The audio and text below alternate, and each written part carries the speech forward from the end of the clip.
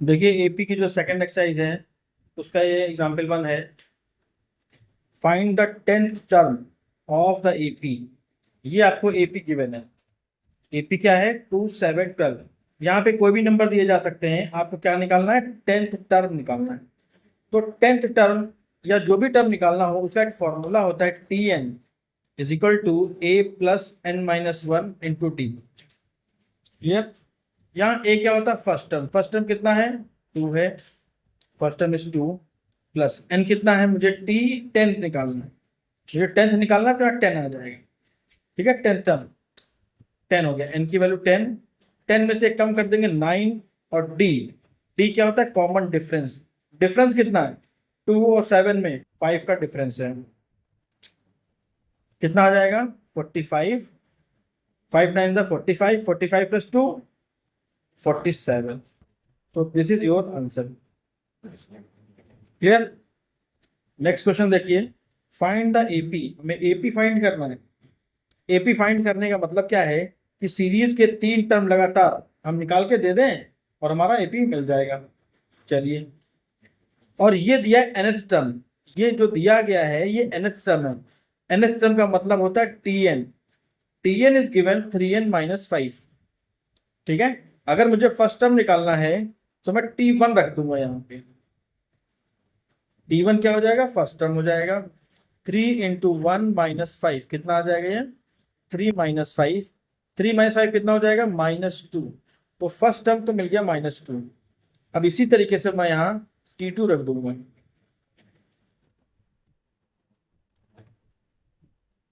ठीक है, यहाँ पे क्या पुटअप कर दूंगा? मैं यहाँ T2 पुटअप कर दूंगा। T2, T2 क्या आएगा? 3 इंटू 2 - 5, ये हो जाएगा 6 - 5। 6 - 5 क्या होगा? 1 हो जाएगा। ठीक है, तो पहला -2, दूसरा 1। दो मालूम चल गए। तीसरा निकाल लेंगे। T3 ले लेंगे similarly. T3 is equal to क्या हो जाएगा? 3 इंटू 3 - 5। बस एन की जगह ये जो रखते हैं सेम वैल्यू रखते जाते हैं। 9 - 5 कितना हो जाएगा? 4। उसके बाद comma dot dot dot. This is the required AP. Question clear है? देखिए एग्जाम्पल 4 है। Find the 11th term. क्या निकालना है मुझे? 11th टर्म निकालना है from the end of the AP. इस एपी के एंड का 11, एंड से, फ्रॉम एंड। तो फ्रॉम एंड का मतलब बहुत आसान होता है। इसको एक ट्रिक है, आप पूरी सीक्वेंस को ही उल्टा लिख दो। पहले सबसे पहले -2 -62 लिखेंगे। ये लिखा ना? लास्ट में नहीं है, इसको मैं रिवर्स ऑर्डर में लिख देता हूँ। उसके बाद जगह मालूम तो है नहीं मुझे, लास्ट में डॉट डॉट डॉट। ये है 4 7 10, 4 7 10। क्लियर है? अच्छा, जरा इस सीरीज का अब जो नई सीरीज बनी है हमारी, फ्रॉम रिवर्स, फ्रॉम एंड, हमने इसको स्टार्टिंग किया है। इस सीरीज में डी कितना है? 7 और 10 के बीच में कितना गैप है? 3। 4 और 7 के बीच में 3। तो यहाँ पे +3 हो रहा है हर बार। डी की वैल्यू कितनी आ गई? +3। ए की वैल्यू कितनी है? -62। क्लियर है? कोई कंफ्यूजन है? बताइए, यहाँ पे कोई कंफ्यूजन तो बताइए। डी की वैल्यू +3, ए की वैल्यू -62। तो यहाँ पे अगला टर्म क्या होगा उसकी हमें जरूरत वैसे नहीं पड़ेगी। हमें निकालना है लास्ट के से 11th। लास्ट से 11 मतलब यहाँ से 11th। T11। T11 की वैल्यू क्या होगी? A plus N minus one into D. A की value -62 plus n-1 that is 10 n-1 into T. T की वैल्यू कितनी है? 3। इसको सॉल्व कर लें। 30 हो गया, -62 प्लस 30, माइनस का 32। क्लियर है? कोई कंफ्यूजन? देखिए 5 देखिए। Which term of the AP, ये एपी है।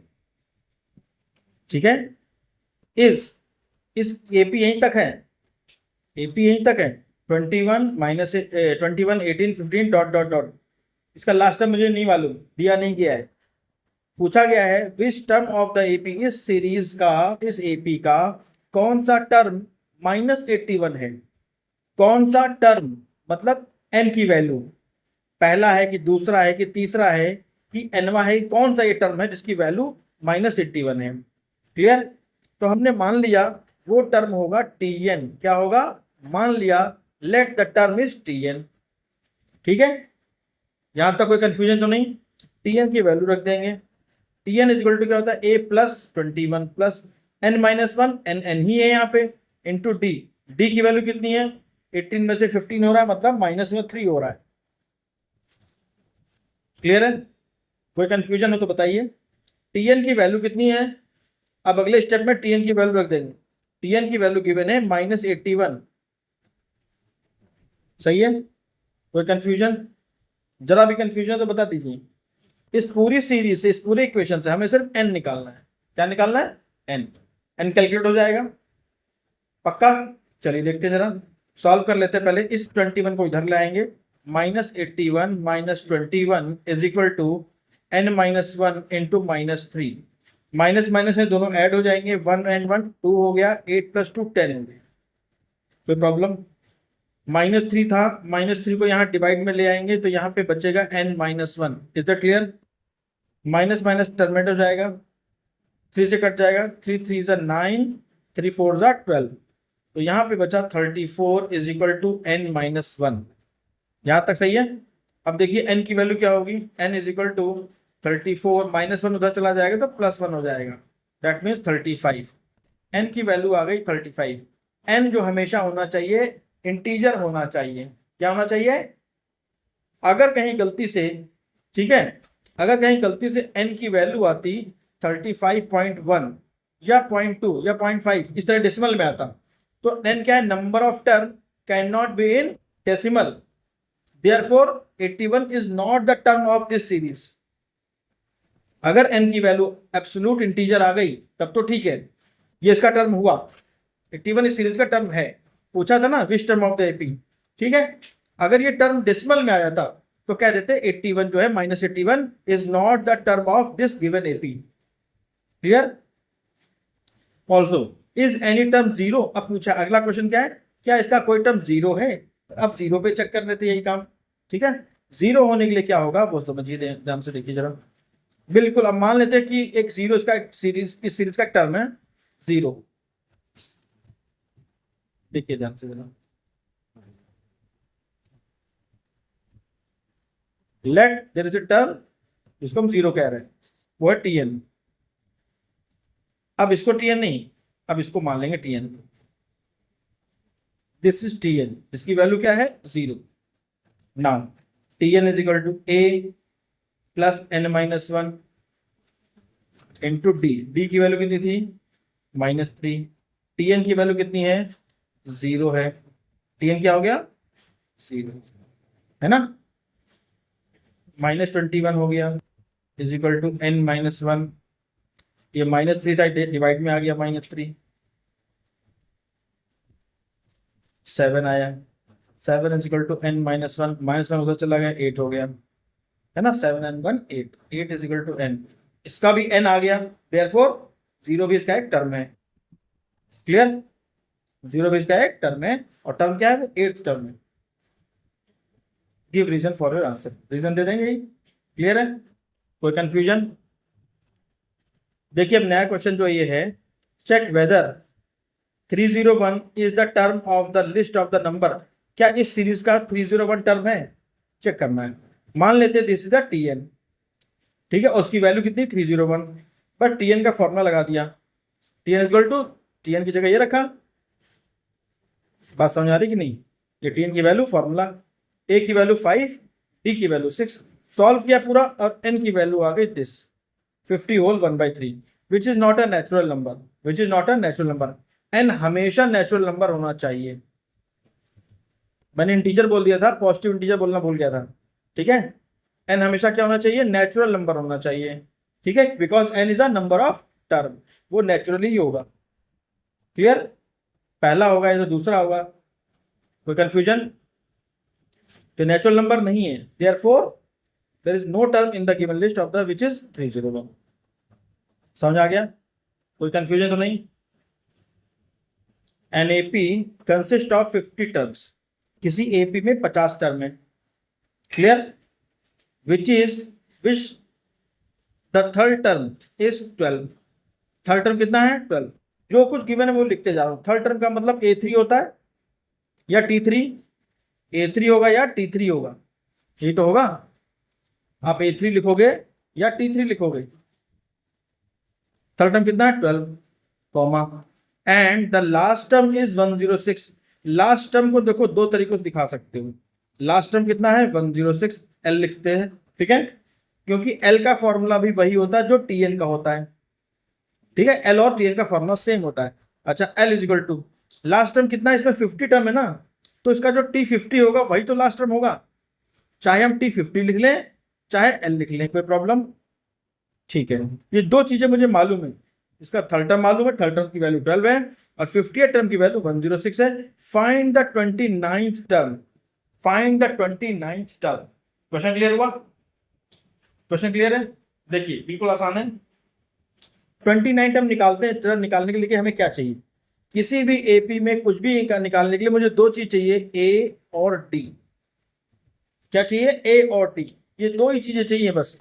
अब देखो हमें ए और डी मिले कैसे, क्योंकि सीरीज का ना तो ए पता है ना ही हमें डी पता है। तो सबसे पहला काम करेंगे ए और डी को निकाल लेंगे, कैलकुलेट करेंगे कैसे, ध्यान से देखिए।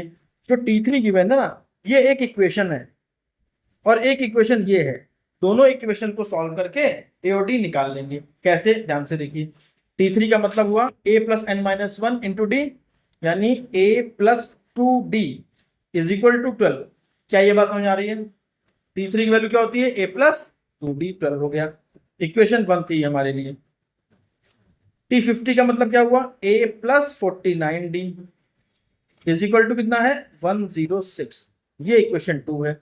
1 और 2 को साइमल्टेनियसली सॉल्व करने पर, ठीक है, क्या 1 और 2 को हम साइमल्टेनियसली सॉल्व कर सकते हैं? बिल्कुल कर सकते हैं। ध्यान से देखिए, दोनों के साइन ए और ए है ना सेम, माइनस कर देंगे, क्या कर देंगे, माइनस करेंगे, सब्ट्रैक्ट कर देंगे इसको।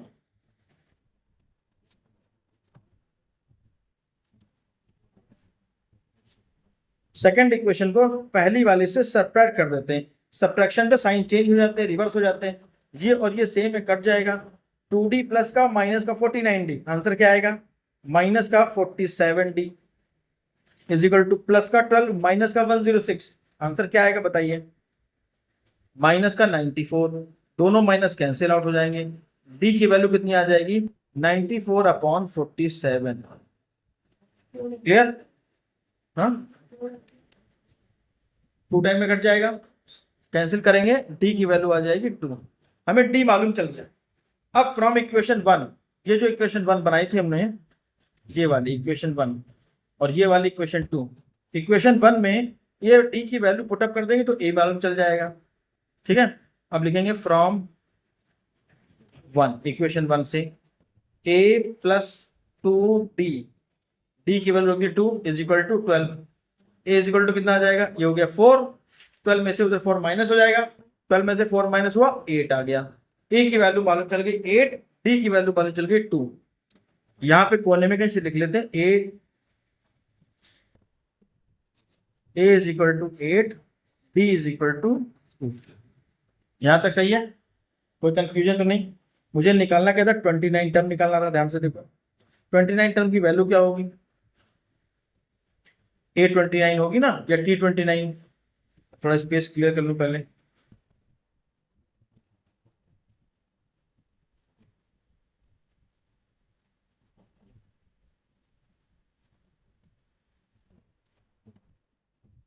T29 फॉर्मूला क्या होता है, a प्लस 29 का मतलब 28, डी, ए की वैल्यू रख देंगे, डी की वैल्यू रख देंगे, 8 plus 28 into D, D means 2। Solve करके वैल्यू बताइए, सॉल्व करने पर 64 आ जाएगा। 29 की वैल्यू कितनी आ जाएगी, 64। क्लियर है? एग्जाम्पल 14 देखिए, the eight term of an AP, the eighth term of an AP is, मैं यहीं पे स्टॉप हो जाऊंगा, वर्ड प्रॉब्लम है ये। एट्थ टर्म मतलब क्या होता है, T8, इसका मतलब is equal to T8 term of an AP is half of its second term, यहां तक क्लियर है? सेकेंड टर्म तक नहीं, कोई प्रॉब्लम तो नहीं। And 11th term exceeds 11th term, अगली लाइन में। ये नेक्स्ट लाइन है, 11 टर्म एक्सीड्स। एक्सीड जब आ जाएगी तो जगह छोड़ के प्लस लिख लेंगे। Exceeds 1/3 of fourth term, 1/3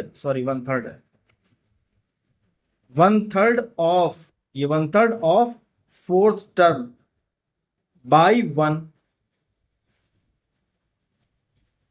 question clear? कैसे मैंने फ्रेम किया, समझ में आ गया? वर्ड बाय वर्ड ऐसे फ्रेम करते हैं। Find the 15th term, find the 15th term, we have to find T15। T15 का मतलब ए और डी अगर मालूम होगा तो यहां रख देंगे a + 14d। ये थर्ड इक्वेशन है, ये फर्स्ट है, ये सेकंड है और ये थर्ड है। फर्स्ट और सेकंड को साइमल्टेनियसली बिल्कुल सॉल्व करेंगे, सेम वैसे ही। सबसे पहले T2 और T8 इनकी वैल्यू रख देंगे जो जो होती है, इनकी वैल्यू रख देंगे जो जो होती है, ठीक। T8 की वैल्यू देखो, फर्स्ट को पहले मैं सिंप्लीफाई करने जा रहा हूं, ठीक है। From first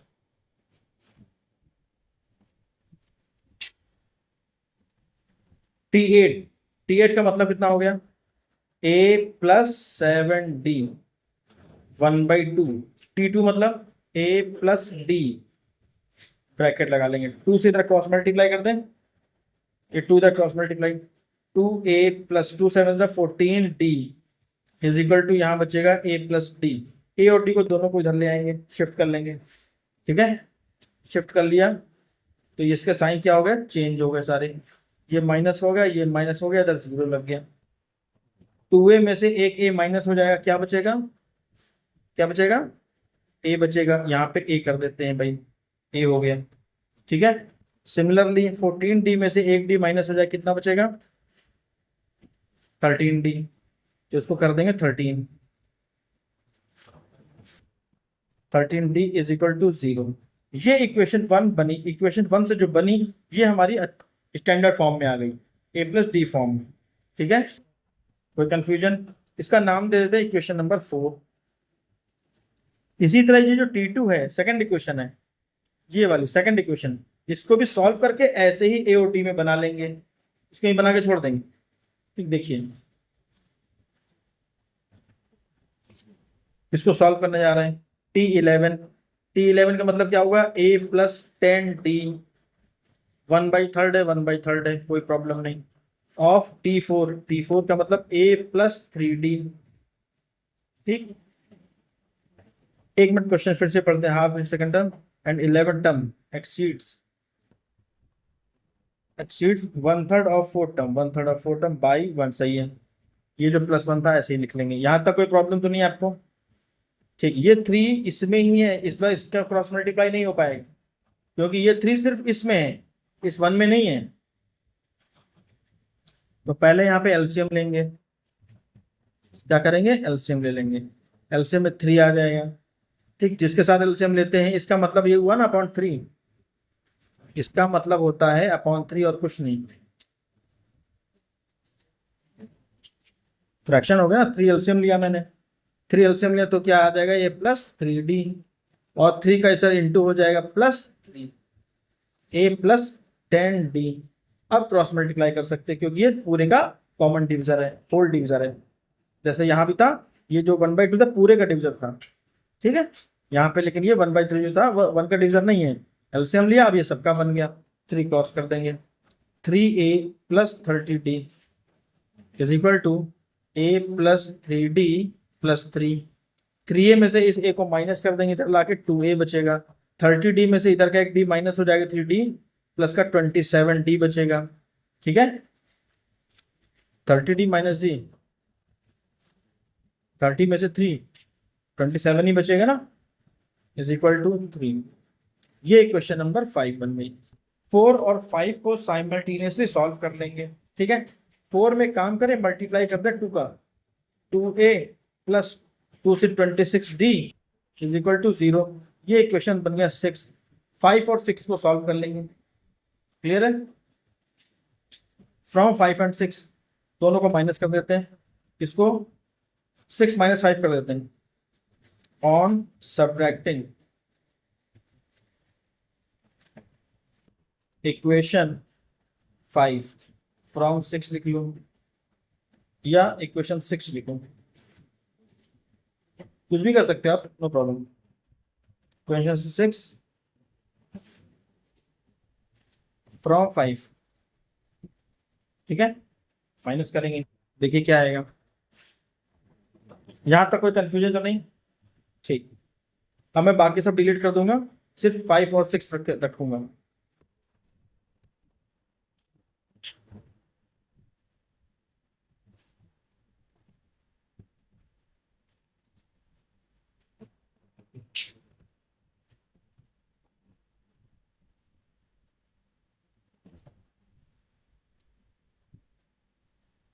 to A plus 27D is equal to 3, है ना। 5 में से हमने 6 को माइनस किया, माइनस करने पे क्या आएगा, ये कट जाएगा, ये माइनस हो जाएगा, ये माइनस। 27 में से 26 माइनस होगा, सिर्फ डी बचेगा। 3 में से 0 माइनस होगा तो 3 बचेगा। डी की वैल्यू आ गई 3, डी की वैल्यू आ गई 3। अब ये डी की वैल्यू इक्वेशन नंबर 5 या इसके पहले एक 4 बनी थी उसमें रख दो, किसी में भी रख दो, ठीक है। चलो इक्वेशन नंबर 6 में रख देते हैं डी की वैल्यू, ठीक, या इसमें रख दें, 5 में रख देते, चलो फ्रॉम 5, किसी में भी रख सकते हो आप, प्रॉपर लिखिएगा, मेरे पास जगह कम इसलिए मैं ऐसा लिख रहा हूँ। 2a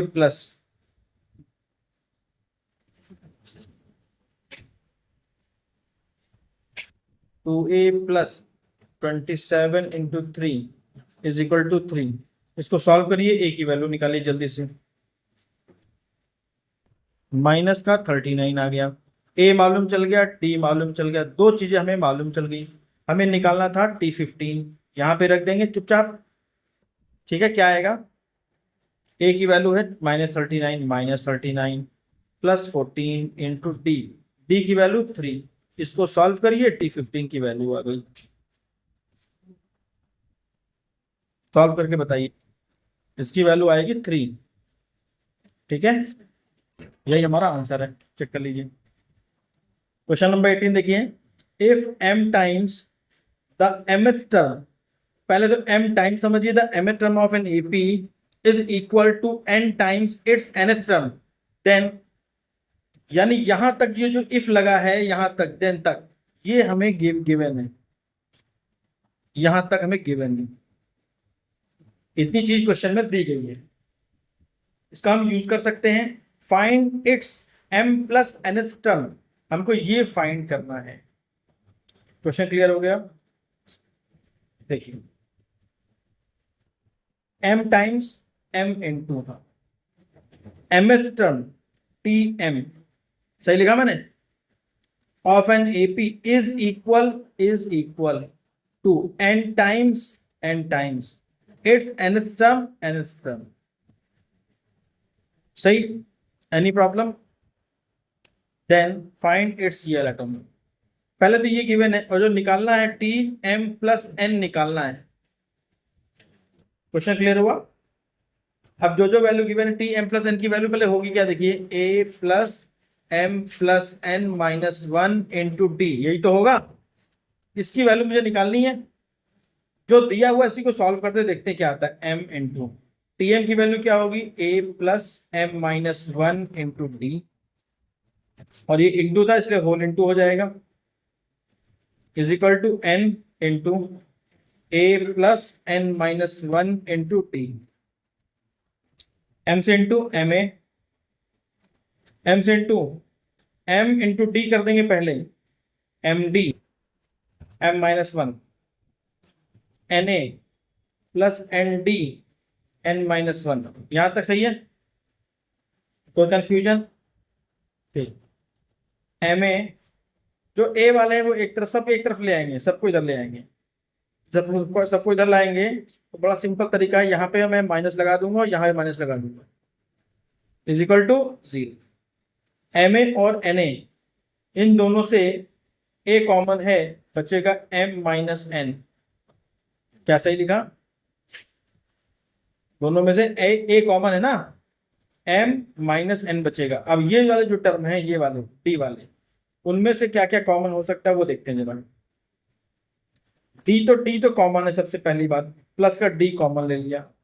अब जो बचा m(m-1) और यहाँ पे माइनस लगा था इसलिए माइनस लगाएंगे n(n-1). क्या सही लिखा मैंने? बोलिए। आगे देखिए, डी इंटू करते हैं m² minus m minus n² minus n, m² minus n²। तो समझते चलिए, m² माइनस n², एक ब्रैकेट में कर लेते हैं माइनस m और माइनस n, यही बचेगा। दोनों से माइनस कॉमन निकाल ले बाहर, तो ये प्लस के हो जाएंगे। दोनों दोनों कैसे हो जाएंगे? प्लस के हो जाएंगे। कोई दिक्कत हो तो बताइए।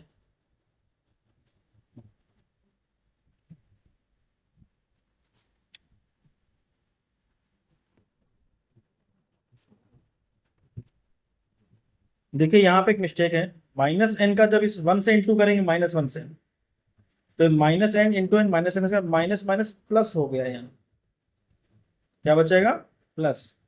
तो माइनस एम प्लस एन है, माइनस एम, यहाँ पे समझिए क्या था, माइनस एम प्लस एन बचा था। इन दोनों से हमने माइनस कॉमन लिया है। जब इन दोनों से माइनस कॉमन लेंगे तो वो माइनस बाहर आ जाएगा और m माइनस एन हो जाएगा। फिर से देखिए इसको, ये टर्म बचा था, हमने यहां से पहले उसमें फॉर्मूला लगा देंगे m plus N m minus N. इन दोनों से माइनस कॉमन निकाला तो माइनस ऐसे आ गया, m अब हो गया m का साइन उल्टा n का साइन उल्टा, साइन बदल जाते हैं माइनस कॉमन लेने पर, बस रिवर्स हो जाते हैं। यहां तक सही है? कोई कंफ्यूजन हो तो बताइए। आगे देखिए, m minus n m minus n फिर से कॉमन है, पूरा ब्रैकेट बाहर निकालते हैं,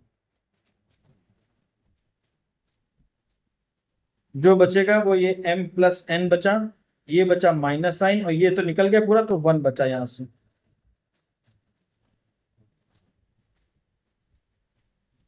बताइए कोई प्रॉब्लम यहां तक?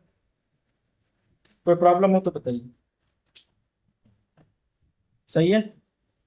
पूरी इक्वेशन में एक ये टर्म है प्लस लगाया और ये दूसरा टर्म है, ये दो टर्म है, दोनों में m माइनस एन और m माइनस एन है। पूरी इक्वेशन को m माइनस एन से डिवाइड कर देते हैं, on dividing by m minus n. जैसे ही डिवाइड करोगे तो m माइनस एन यहाँ आ जाएगा, m माइनस एन यहाँ आ जाएगा, और ये जो इज इक्वल टू 0 लगा उसके नीचे भी m माइनस एन आ जाएगा। ये कैंसिल हो जाएगा, ये कैंसिल हो जाएगा, ये कट के 0 आ जाएगा। a plus d m plus n minus 1 is equal to 0। और ध्यान से देखो, a प्लस समथिंग, इसको पूरा n मान लो, n माइनस 1 इंटू टी, तो क्या हो जाएगा? t m प्लस n हो गया। इसकी वैल्यू क्या आई थी? जिस टर्म को हमें निकालना था इसकी वैल्यू क्या आई थी? अभी क्या आई? 0। ठीक है? कोई प्रॉब्लम? सही है? 19 देखिए, question number 19। pth term is 1 by q, pth tp is equal to 1 by q. Any problem? pth term tp is 1 by q and qth term, qth मतलब tq is equal to 1 by p. Find its pqth term, tpq. We have to find this. Question clear? Now come to the point. Very simple question again. TP value a plus p minus 1 into d is equal to 1 by q. q इसकी value a plus q minus 1 into d is equal to 1 by p. इसकी value जो मुझे निकालनी है मैं rough में लिख रहा हूँ, ये रफ पेज है मेरा, देखो मैंने इसको निकालना है a plus P Q minus 1 into T. इसकी वैल्यू निकाल लो तो ये आ जाएगा। बोलिए सही है, कोई कंफ्यूजन? ठीक, चलिए देखते हैं जरा, इसको थोड़ा सिंप्लीफाई करते हैं। दो इक्वेशन है, क्या है ये? दो इक्वेशन है, दोनों को सॉल्व करके ए और डी की वैल्यू निकालते हैं। ये फर्स्ट है, ये सेकंड है। ए और डी की वैल्यू यहां और यहां रख देंगे तो आंसर आ जाएगा। ठीक, ए और डी निकालने के लिए दोनों इक्वेशन को माइनस कर देते हैं, सब्ट्रैक्ट कर देते हैं वन में से टू को, वन में से टू को क्या कर देंगे, सब्ट्रैक्ट कर देंगे।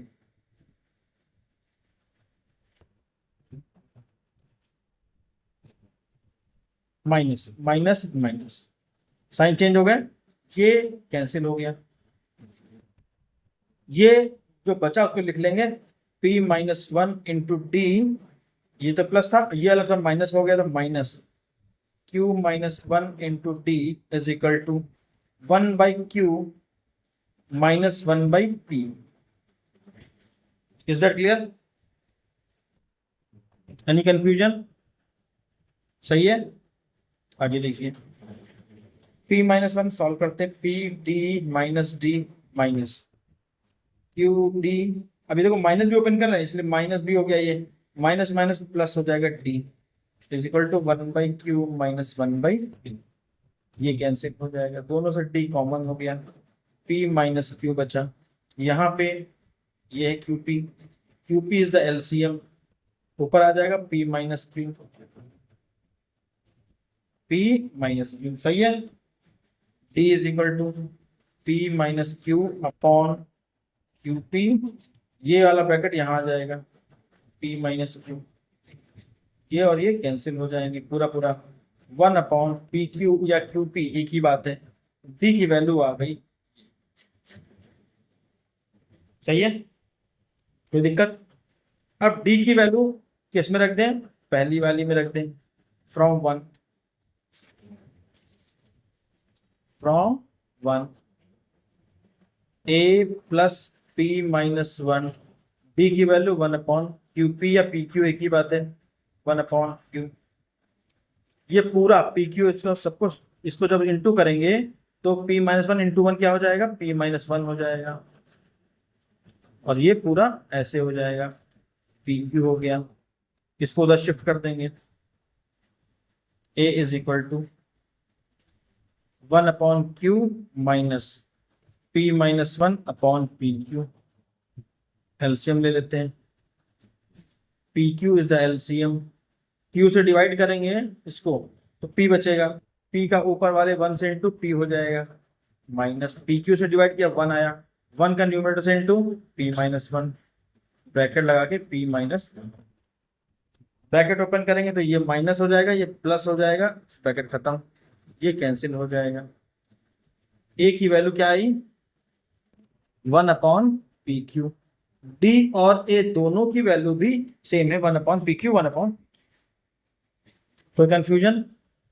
ठीक है, अब जो हमें निकालना था टी पी क्यू निकालना था, आगे देखिए, T P Q means what, A की value one upon P Q, A plus N minus one, यानी पी क्यू था एन माइनस वन, डी की value again one upon P Q, तो P Q one से है into हो जाएगा, यहाँ अपॉन पी क्यू आ जाएगा, क्लियर है, पी क्यू बहुत एलसीएम हो गया, पी क्यू ऊपर क्या आया, पी क्यू माइनस वन, ठीक है, आंसर चेक करिए, one upon one minus one upon P Q, या तो ये आंसर होगा या तो ये होगा, चेक करिए, यहाँ पे कुछ छूट गया हम लोगों से, इसको फिर से देखते हैं जरा, यही वाला टी पी क्यू की वैल्यू क्या हुई थी, पहले फॉर्मूला लिख लें एक बार जरा, A plus P Q minus one था इंटू डी, यहाँ पे वन लिखना छूट गया था हमसे, ए की वैल्यू क्या थी, one upon P Q plus P Q minus one, D की वैल्यू क्या थी, वन अपॉन पी क्यू, सही है, अब इंटू करेंगे पहले तो इसका दोनों का, तो ये one upon P q as it is, plus P q का वन अपॉन पी क्यू से इंटू हुआ, p q into one upon P q, ये ऐसे आ जाएगा, minus one upon P q, ये और ये कैंसिल हो जाएगा, ठीक, ये पी क्यू भी कैंसिल हो जाएगा, ये जब कैंसिल हो तो जीरो आया, ये जब कैंसिल तो वन आया, तो इसकी वैल्यू वन आएगी, क्लियर? इसके आगे सारे क्वेश्चन आप करके आएंगे, सम वाले क्वेश्चन भी करके आएंगे। उसके बाद हम नेक्स्ट क्लास सम वाला पढ़ाएंगे थोड़ा।